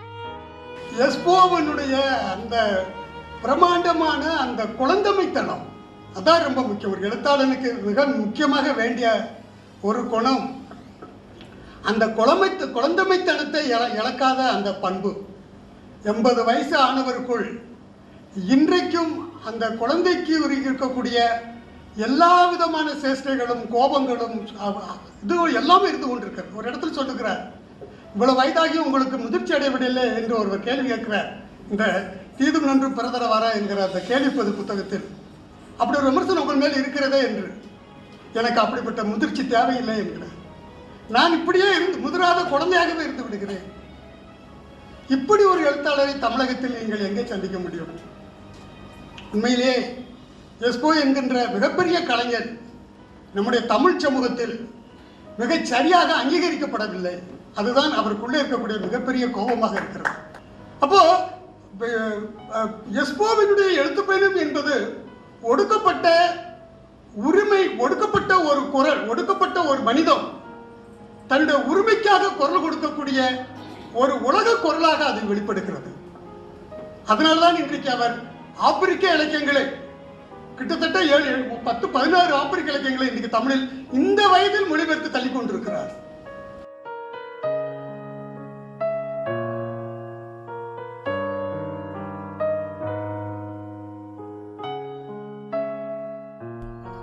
புலம்பெயர்ந்த ஒரு இலக்கியம் என்ற சொல்லாடல் 90களின் ஆரம்பத்திலே தான் சர்வதேசிய அரங்கத்திலே அறிமுகப்படுத்தப்பட்டது. அதற்கு முன்னர், அதாவது இலங்கையில் பிரிட்டிஷாருடைய அரசாட்சி நடந்த காலங்களிலே இலங்கையிலிருந்து வெளிநாடுகளுக்கு சென்று இலங்கையர்களுடைய படைப்பு வல்லவங்களை நிலைநாட்டியவர்கள் இருக்கிறார்கள். உதாரணமாக உலக சிறுகதைகள் என்று முதலிலே தொகுக்கப்பட்ட சிறுகதை தொகுதியில் ஈழத்தில் பிறந்த அழகு சுப்பிரமணியம் தன்னுடைய சிறுகதை ஒன்று இடம்பெற்றது. தமிழர்களுடைய சிறுகதை வல்லபத்தினை நிலைநாட்டக்கூடியதாக தேர்ந்தெடுக்கப்பட்ட ஒரே ஒரு கதை அதுதான். அதை எழுதியவர் புலம்பெயர்ந்து வாழ்ந்து கொண்டிருந்த அழகு சுப்பிரமணியம். 20ஆம் நூற்றாண்டின் கவிஞர்களுள் மிக செல்வாக்கு செலுத்திய ஆங்கில கவிஞன் என்று கொண்டாடப்படுபவர் T.S. எலியட். இந்த T.S. எலியட் கூட நட்பு பாராட்டி 20ஆம் நூற்றாண்டு கவிதை கலையை இன்னொரு கட்டத்திற்கு முன்னெடுத்து செல்வதற்கு உபகாரியாய் உழைத்து வரக்கூடியவர் தம்பிமுத்து என்று பாராட்டியுள்ளார். தம்பிமுத்து என்பவர் யாழ்ப்பாணத்தில் பிறந்த ஒரு தமிழர். ஆனால் இவர்களுடைய பங்களிப்புகளை நாங்கள் புலம்பெயர்ந்தோர் இலக்கியம் என்று வகைப்படுத்துவதில்லை. காரணம், 1983ஆம் ஆண்டு இலங்கையில் நடந்த இனப்படுகொலையை தொடர்ந்து உலகின் பல்வேறு நாடுகளுக்கும் சிதறி ஓடிய தமிழ் மக்கள் தங்களுடைய தமிழ் உணர்வுகளையும் தமிழ் சிந்தனைகளையும் தமிழ் கலை இலக்கிய செயற்பாடுகளையும் தமிழ் மொழியிலேயே முன்னெடுக்க வேண்டும் என்ற முனைந்த பொழுதுதான் புலம்பெயர்ந்தோருடைய இலக்கியம் என்ற ஒன்று உருவாக துவங்கியது. இத்தகைய ஒரு இலக்கியம் தோன்றுவதற்கு பல காரணங்கள் இருந்தன. ஒன்று, அவர்கள் தங்கள் தாய் மண்ணிலிருந்து அந்நியப்படுத்தப்பட்டவர்களாக இருந்தார்கள். தாய் மண்ணிலே தமிழர்களாக பிறந்ததினுடைய சிறுவையை சுமந்து கொண்டு தாங்கள் புதிய நாடுகளுக்கு அநாதைகளாக வந்திருப்பது என்ற ஒரு தனிமை உணர்வு அவர்களுக்கு இருந்தது. புதிய நாடுகளிலே அவர்கள் வசதியாக இருக்கவில்லை, அவர்களுக்கு ஏற்ற தொழில்கள் கிடைக்கவில்லை, சொந்தமாக வீடுகள் இல்லை, சொந்தமான வாகனங்கள் இல்லை. இத்தகைய ஒரு ஏழ்ம நிலையிலே அவர்கள் தங்களை தமிழ் உணர்வுகளோடு உயிர்ப்புள்ளவர்களாக வாழ்வதற்கு, தமிழை கேட்கவும் தமிழ் மூலம் பேசவும் தங்களுடைய தமிழ் நேசிப்பை தொடரவும் இந்த கலை இலக்கிய ஈடுபாடு தங்களுக்கு உதவும் என்று சத்தியமாகவே நம்பினார்கள். அந்த காலகட்டத்திலே தான் இங்கிலாந்திலிருந்தும் ஆஸ்திரேலியாவிலிருந்தும் டென்மார்க்கிலிருந்தும் நார்வேயிலிருந்தும் ஹொல்லாந்திலிருந்தும் பிரான்சிலிருந்தும் பல்வகையான தமிழ் சஞ்சிகைகளை புலம்பெயர்ந்து சென்று அங்கு வாழ்ந்து கொண்டிருந்த தமிழர்கள் நடத்த துவங்கினார்கள். இந்த சஞ்சிகைகளிலே எழுதப்பட்டது அவர்களுடைய ஏக்கங்கள் மட்டுமில்லாமல் புதிய நாட்டின் சூழலிலே அவர்கள் வாழக்கூடிய ஒரு புது வகையான அனுபவம். இந்த வகையான இலக்கியத்தை புலம்பெயர்ந்தோர் இலக்கியம் என வகைப்படுத்தலாம் என்று, அதற்கு புலம்பெயர்ந்தோர் இலக்கியம் என்று நாமகரணம் சூட்டப்படலாம் என்று முனைந்து உழைத்தவன் நான். அதற்கு முன்னர் புகலிட இலக்கியம் என்ற சொல்லாடல் இருந்தது. புகலிட இலக்கியம் என்னும் பொழுது நாங்கள் ஒரு நாட்டிலே புகுந்து வாழும் பொழுது அந்த நாட்டிலே உள்ள இலக்கிய செழுமைதான் புகலிட இலக்கியம் என்று விளக்கப்பட்டது. இந்த கட்டத்திலே சென்னை பல்கலைக்கழகத்திலே புலம்பெயர்ந்தோருடைய இலக்கியம் தனி வகையாக இருக்குமா என்பதை ஆய்வு செய்யக்கூடிய ஒரு கூட்டம் நடந்தது. அந்த கூட்டத்திற்கு முன்னோடியாக ஒரு நிகழ்வு சென்னையில் நடந்தேறியது. அது 1994 ஆண்டு. 1993 ஆண்டளவில் ஆஸ்திரேலியாவுக்கு வந்திருந்த இந்திரா பார்த்தசாரதி அவர்கள் ஆஸ்திரேலியாவில் உள்ள புலம்பெயர்ந்து வாழக்கூடிய இலக்கிய ஆர்வலர்களை சந்தித்தார். அந்த ஆவலர்களுடைய இலக்கிய இயக்கங்களை அவர் புரிந்து கொண்டார். அவர் என்னுடன் இணைந்து பனியும் பனையும் என்ற ஒரு சிறுகதை தொகுதியை புதிதாக புலம்பெயர்ந்த நாடுகளிலே வாழ்ந்து கொண்டிருக்கக்கூடிய சிறுகதை எழுத்தாளர்களுடைய கதைகள் உள்ளடக்கியதாக வெளியிடுவோம் என்ற ஒரு எண்ணத்தை முன்வைத்தார்.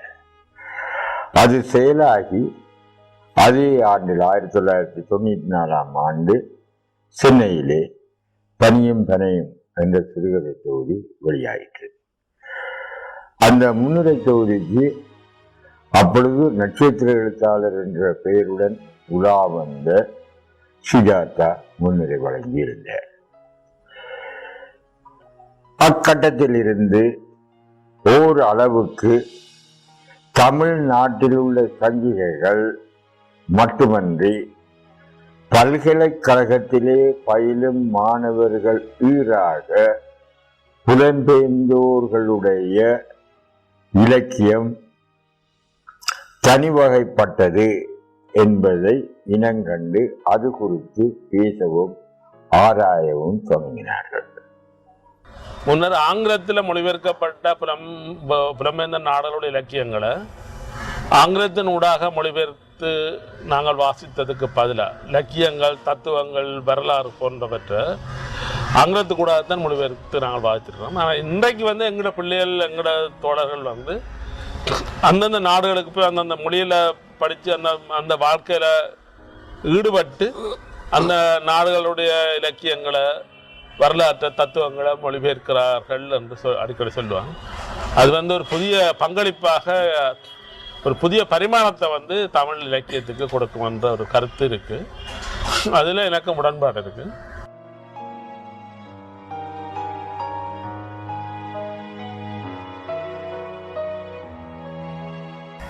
நான் என்னுடைய அரச உத்தியோகங்கள் எல்லாவற்றிலுமிருந்து ஓய்வு பெற்ற பிறகு இலக்கியத்திற்காக மட்டுமே பயணம் செய்த அனுபவங்கள் பல உண்டு. அவற்றில் குறிப்பாக சொல்ல வேண்டுமென்றால் 3 தடவைகள் சிங்கப்பூருக்கு பயணம் செய்திருக்கின்றேன். தமிழ் எழுத்தாளர் சங்கத்தை கட்டியமைத்து உருவாக்குவதிலே பெரும் பங்களித்த பீர் முகமது என்னை மலேசிய நாட்டின் மூட முடுக்குகள் எல்லாம், அந்த மலேசிய நாட்டில் எங்கெங்கு தமிழர்கள் வாழ்ந்தார்களோ அந்த தமிழர்கள் மத்தியிலே இலக்கியம், கலை சம்பந்தமான உரையாடல்கள் நடத்துவதற்கு ஏற்பாடு செய்திருந்தார். அந்த அனுபவத்தினால் என்னுடைய தமிழர்களுடைய வாழ்க்கை பற்றிய அறிவு அகலிக்க கூடியதாக இருந்தது. பாரிஸ் நகரத்திற்கு நான் 2 தடவைகள் பயணம் மேற்கொண்டிருந்தேன்.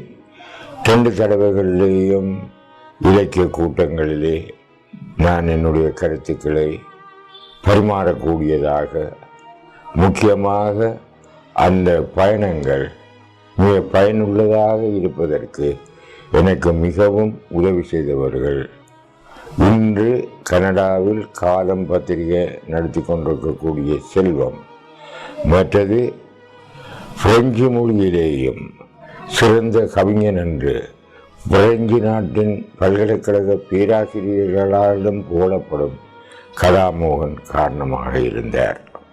என்னுடைய இனி ஒரு விதி செய்வோம் என்ற நூல் முதலாக அரங்கேற்றப்பட்டது. அந்த அரங்கேற்றத்தின் பொழுது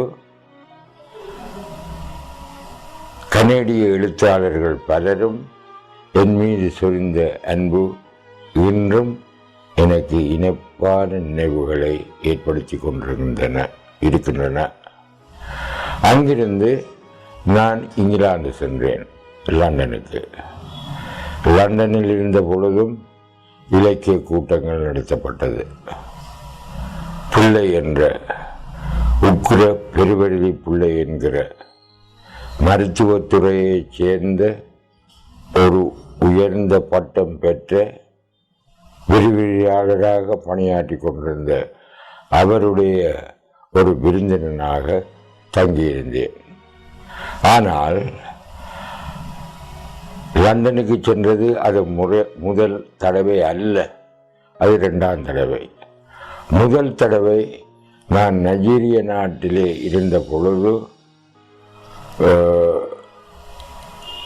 உல்லாச பயணியாக, ஒரு இலக்கியகாரனாக இல்லை, ஒரு உல்லாச பயணியாக சென்று பார்த்த அந்த நகரங்கள், அந்த முக்கியமான இடங்களை மீண்டும் என் மனைவியுடன் சென்று பார்க்கக்கூடியதாக இருந்தது. அங்கேயும் நடந்த இலக்கிய கூட்டத்திலே பல இலக்கிய முன்னவர்களையும் சந்தித்தேன்.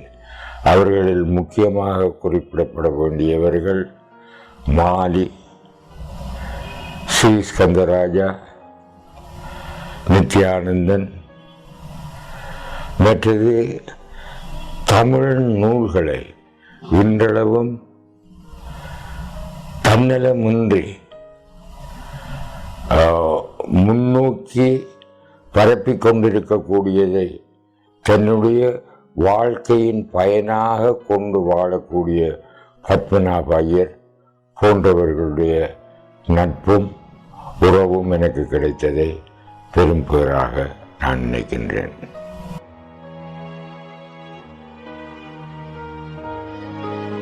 இயல் விருதின் போது கனடாவில் ஆற்றிய உரை. ஏற்புரை என்பது சம்பிரதாயம், ஒரு சடங்கு, சிலருடைய தலைகளிலே ஐஸ் வைத்து மகிழ்வதற்கான ஏற்பாடு. மரபுகளை உடைத்தும் மரபுகளை தேடுதலே என் இலக்கிய பயணம். விளைவுகளை பற்றி கவலைப்படாது என் நெஞ்சு உவப்பதை பகிரங்கப்படுத்தி வாழ்தலே என் தர்மமாகியது. வாக்கையும் வாழ்வையும் வேடமணியாது சுமப்பவன். இதனால் நான் அனுபவித்த இடர்களை இங்கு கூடியுள்ள சிலரேனும் அறிந்திருப்பீர்கள். என்னை பலரும் கலகக்காரனாகவே பார்க்கிறார்கள். ஏமாற்றுபவனாகவும் ஏமாறுபவனாகவும் இருப்பதை பார்க்கிலும் கலகக்காரனாய் வாழ்தல் மேல். என் வாழ்நாட்களில் நூற்றுக்கணக்கான எழுத்தாளர்களுடன் பழகியிருக்கிறேன். அவர்களிலே பலரும் ஏமாற்றுபவர்களாகவும் ஏமாறுபவர்களாகவும் வாழ்தல் எனக்கு கவலை தருவது.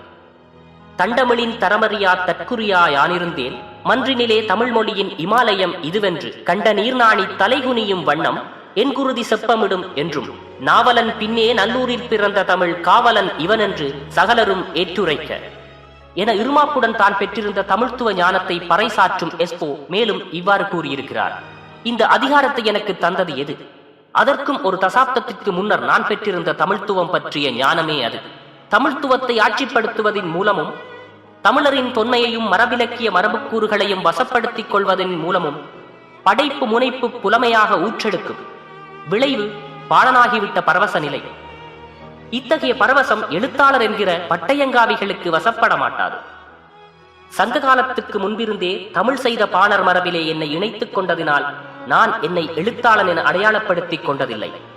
இயல், இசை, நாடகம் என்கிற மூன்றிலும் என் படைப்பு அக்கறைகளை குவித்துள்ளேன். நான் பாணன், ஒரு படைப்பாளி. சமரசம் செய்யாது, அதிகார மையங்களுக்கு அஞ்சலி செய்யாது, தற்பற்றுக்காக தமிழ் பற்றை துறக்காது, பொன் பொருள் பதவி புகழ் ஆகியவற்றை நத்தாது, வாழ்வினால் பெரும் வித்துவச் செருக்கினால் யாழ்ப்பாண தமிழிலே கெருவினால் வருவதே இந்த படைப்பாளி என்கின்ற அதிகாரம். பாணனுக்கு செம்மலும் உடைத்தே செருக்கு.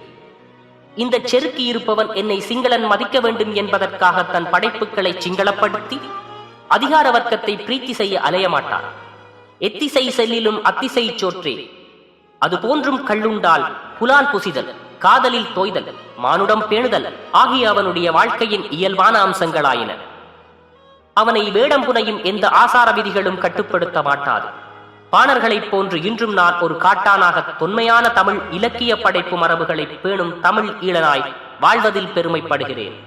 இந்த அழுக்குப்பிடியான விசுவாசத்திற்காக நான் சிலுவையிலே எத்தனை தடவைகள் வேண்டுமென்றாலும் அறையுண்டு இருப்பதற்கு சித்தமாக இருக்கின்றேன். நிகழ்கால சலுகைகளுக்காகவும் சௌகரியங்களுக்காகவும் தமிழை தொலைத்து இடர்படுதல் தமிழீழரின் அண்மைக்கால வரலாறு என்கிற உண்மைக்கு நீங்கள் அனைவரும் உயிர் வாழும் சாட்சிகள். அந்த காலத்தில் வெள்ளைக்காரனின் மேஜையின் கீழே விழுந்து கிடந்த எலும்பு துண்டுகள் என்கின்ற பதவிகளையும் அதிகாரங்களையும் பொறுக்குவதற்காக ஈழத் தமிழர் தமிழை தொலைத்தார்கள், ஆங்கிலத்தை மோகித்தார்கள். சலுகைகள், சௌகரியங்கள், பட்டங்கள், பதவிகள் இவற்றின் மூலம் தத்தெடுத்த அதிகார மமதையிலே தமிழை தொலைத்தார்கள், தமிழ் தேசியத்தை தொலைத்தார்கள். சிங்கள பொய்க்களை வேலைக்காரராக்கி, சிங்கள ஆயாக்களை காம கிளத்தியாளாக்கி செழிப்பாக வாழ்ந்தார்கள் இல்லையா? பின்னர் நாங்கள் ஆங்கிலேயர் மேஜையின் அடியிலே பொறுக்கி உண்ட அத்தனையும் வாயாலும் வயிற்றாலும் கக்கும் வரை 1956ஆம் ஆண்டு தொடக்கம் உதைப்பட்டு நொந்து நூலாகியதன் எதிர்வினையாகவே தமிழ்த் தேசியம் என்கின்ற உணர்வு நம்மவர் மத்தியிலே மிக மிக இலேசாக எழுந்தது. ஆனால் இப்பொழுது நிகழ்கால காட்சி என்ன? அதை சொல்ல நெஞ்சம் பதறுகிறது, தடுமாறுகிறது. அவற்றையெல்லாம் பார்க்காமல் உறவுகளின் இனிய ஒன்றுகூடல் என்று சொல்லி கும்மியடித்து கும்மாளம் போட என்னால் முடியவில்லை. அன்று மிகவும் சாகசமாக மறைக்கப்பட்ட மனித உரிமை மீறல்களும் போர்க்குற்றங்களும் இன்று அம்பலமாகி வருகின்றன. காந்தி பிறந்த மண்ணின் அதிகார வர்க்கத்தின் ஊக்கம் மிக்க ஒத்துழைப்புடன் ஈழமண்ணிலே மனிதம் படுகொலை செய்யப்பட்டது. அந்த படுகொலை நிகழ்த்தப்பட்டதினாலே தான் தமிழர் பகுதிகள் பயங்கரவாதத்தில் இருந்து மீட்கப்பட்டுள்ளனர். இதுதான் இந்த எழுத்தாளர் ஒன்றுகூடலை சகாயித்தது என்பதுதானே இந்த ஒன்றுகூடல் சூசகமாக முன்வைக்கும் பரப்புரை. அங்கு சிந்தப்பட்ட இரத்தவடியில் மடியும் வரை காத்திருங்கள் என எச்சரித்தது தப்பா? ஆட்சியாளர் நடத்திய தமிழினச் சங்காரத்தின் உக்கிர உண்மைகள் நமக்கு கிடைக்கவில்லை. அதுவரையிலாவது பொறுத்திருப்போம் என எச்சரித்தேன். என் கண்முன்னால் எழுத்து பயிற்சி பெற்ற தவ்வல்கள் அறியாமற் பிழை செய்கிறார்களே என எச்சரித்தேன். அது தப்பா? மௌனம் காத்து நற்பெயர் எடுப்பதிலும் பார்க்க உண்மை பேசி சிலுவையில் அறைபடுதல் மேல் இன்று உலக மனசாட்சி ஆட்சியாளர்களின் மீது குற்றஞ்சுமத்துகிறது. போராளிகள் நிர்வாணமாக்கப்பட்டு கொன்று குவிக்கப்பட்டார்கள். தமிழச்சிகளுடைய கற்பப்பைகள் சிங்கள சுக்கிலங்களை சுமக்கச் செய்தார்கள். அத்துடன் நிற்கவில்லை. காலங்காலமாக கொண்டாடப்பட்ட சிங்கள தமிழ் புதுவருஷ பிறப்பு சிங்கள இந்து புதுவருஷ பிறப்பாக மாற்றப்பட்டது. சரித்திரம் மட்டுமல்ல, பஞ்சாங்கமும் மாற்றி எழுதப்படுகின்றது. தமிழ் மண்ணிலே பனைமரங்கள் அழிக்கப்பட்டு அந்த இடங்களிலே புத்த சிலைகள் முளைக்கின்றன. இந்து கோயில்கள் பௌத்த கலாச்சார கோலம் புனைகின்றன. காலத்தின் வயிற்றுக்குள் தமிழர் எதிர்ப்பு என்கின்ற விஷத்தை விதைத்து வருகிறார்கள். உறவுகளின் ஒன்று கூடலாம். உங்கள் உறவுகளை எங்கே தேடுகிறீர்கள்? அவர்கள் மேலுலகத்துக்கு போய்விட்டார்கள். உங்கள் தமிழ் அடையாளங்கள் எல்லாம் விதைக்கப்பட்டு விட்டன. இப்பொழுது நீங்கள் வாழையாட்டும் ஒரு நாய்க்கூட்டம், எலும்புகளை தேடி அலையும் ஒரு கூட்டம். எனவே உங்களுக்கு குடும்பம் என்ற ஒன்றோ சொந்த நிலம் என்ற ஒன்றோ கிடையாது. போர் முடிந்து விட்டது. ஆதிக்க மூர்க்கம் உங்கள் அடையாளங்கள் அனைத்தையும் சிதைத்து விட்டார்கள் அல்லது களவாடி விட்டார்கள். உங்கள் உள்ளே சதாகாலமும் வாழ்ந்த அந்த நாட்டையும் அழித்து விட்டார்கள். ஈழம் அழிக்கப்பட்டு விட்டது. அந்த நாட்டின் அடையாளமாக 1000 ஆண்டுகளாக வாழ்ந்த மொழியின் அழியா மரபுக்கூறுகளும் சிதைக்கப்பட்டு விட்டன. இனி நீயும் சிங்களவன். எப்படி சேரர் தமிழ் சலாகம சிங்களவர்களானார்களோ, மரமேறும் மலையாளிகள் துறாவச் சிங்களர்களானார்களோ, புத்தளம் தொடக்கம் கொழும்பு வரை வாழ்ந்த தமிழ் கரையார் கராவச் சிங்களவர்களானார்களோ, நாயகர் வழிவந்த கண்டித்தமிழர்கள் மலைநாட்டு சிங்களவர்களானார்களோ, அப்படியே பறைத்தமிழனே நீயும் சிங்களவனாய் மாறி பிழைத்துக்கோ. நீ காணும் கனவு கூட உன்னுடையது அல்ல. ஏன், மேலே உள்ள ஆகாயமும் சூழ உள்ள கடலும் சிங்களவனுக்கு மட்டுமே சொந்தம்.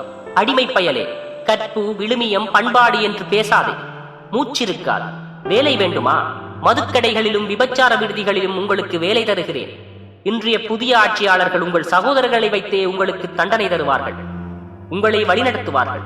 உங்கள் அழிவின் மிச்சலை விருந்தாக உண்டு மகிழ்வார்கள். இலங்கையின் தமிழர்கள் இல்லை, எனவே அவர்கள் இலக்கியம் படைக்கவும் வேண்டாம். சிங்கள, இந்து, முஸ்லீம் எழுத்தாளர்கள் என்று 3 வகையினர். இந்துக்கள் சிங்கள இலக்கியத்துக்கு சேவகம் செய்வதுடன் நின்று கொள்ளட்டும். இன்னமும் இலங்கையில் தமிழ் சாகவில்லை என்று சர்வதேச சமூகத்தை ஏமாற்றுவதற்காக தமிழ் இலக்கியம் படைக்கப்படுவதாக பெயர் பண்ணிக்கொள்வோம். அவற்றை எழுதும் உரிமை ஒரு முஸ்லீம் எழுத்தாளரிடம் மட்டுமே ஒப்படைக்கப்படும். ஏன் தெரியுமா? முஸ்லீம்களுக்கு உலகளாவிய உறவுகள் உண்டு. உங்களுக்கு தமிழ்நாட்டிலே கூட உறவுகள் இல்லை. நீங்கள் சபிக்கப்பட்ட இனம். நாடு நாடாக அகதிகளாக அலைந்து திரிவதற்காக படைக்கப்பட்ட இனம். ஓடுங்கள், அல்லது எங்களுடைய ஆதிக்க பாதங்களின் கீழ் மிதிபடுங்கள். அன்றே நக்கி பிழைத்துக் கொள்ளுங்கள் என்று அந்த ஆதிக்க வரியர்கள் கொக்கரிப்பது உங்கள் காதுகளில் விழவில்லையா? சபிக்கப்பட்ட இனமாக 2000 ஆண்டுகளாக அகதிகளாக நாட்டுக்கு நாடு அல்லாடி திரிந்த யூத இனத்துக்கு இன்று நாடு கிடைத்து விட்டது. தமது எபிரேய மொழியை மீட்டெடுத்து அரசு மொழியாக்கி இருக்கிறார்கள். 2000 ஆண்டுகளாக வழக்கற்றிருந்த மொழியை ஆட்சி மொழியாக்கி அந்த மொழி பயிலப்பட்ட மண்ணிலே இஸ்ரேல் நாட்டினை தோற்றுவித்திருக்கிறார்கள். இதற்கு காரணம் என்ன?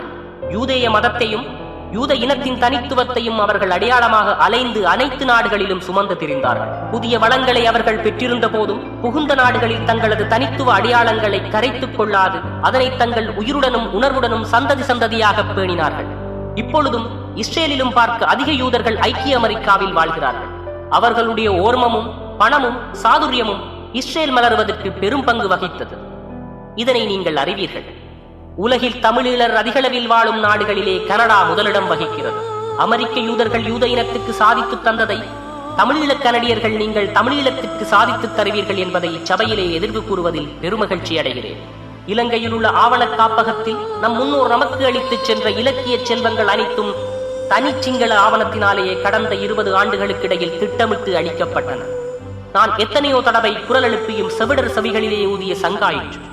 100 ஆண்டு தொன்மையுடைய தமிழ் ஈழரின் தற்கால படைப்புகளிலே பெரும்பகுதி நாளைய சந்ததியரை அடைந்து விடாவண்ணம் திட்டமிட்ட வகையிலே அளிக்கப்பட்டு வருகிறது.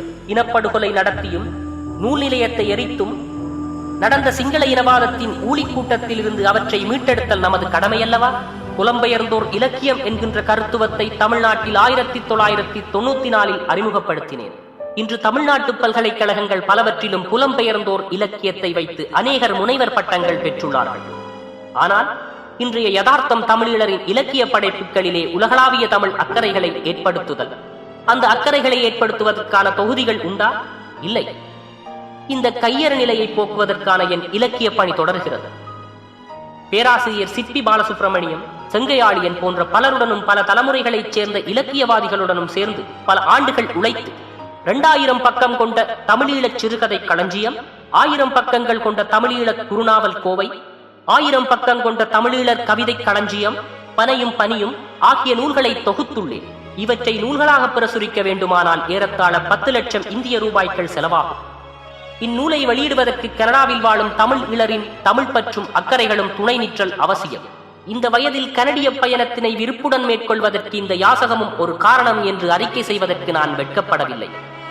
தமிழின் சேவிப்புக்கு எதுவும் ஆகுமானது. இவ்வாறு கனடிய மண்ணில் உரையாற்றினார்.